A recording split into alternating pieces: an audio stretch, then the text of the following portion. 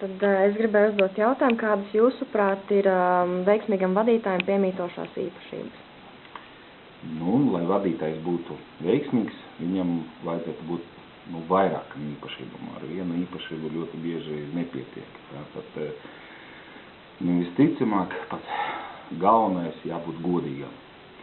Jo cilvēks var, kā vadītājs, var piekopt visvisādākos šī gadījumā, visvisādākos vadības paņēmienus, bet ja viņš godīgi attiecinās to visu uz saviem padotiem, uz seviem, uz saviem lēmumiem, tad cilvēki viņu atbalstīs, un cilvēki pildīs to, ko vadītājs viņam liks darīt. Tā kā tas, es pateiktu, pats svarīgākais.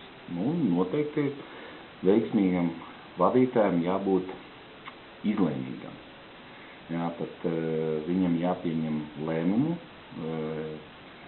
jo arī padotos bieži izraisa kaut kādas neusticību, tad, kad vadītājs nevar pieņemt lēmumu. Lēmums var būt visdažādāks, bet vadītājs, komandieris tieši tā, viņš pieņem lēmumu, viņš par to lēmumu atbild, viņš vada cilvēkus,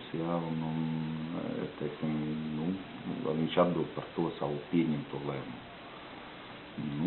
Visticamāk, ļoti daudz, visvisādāko, vēl, jābūt,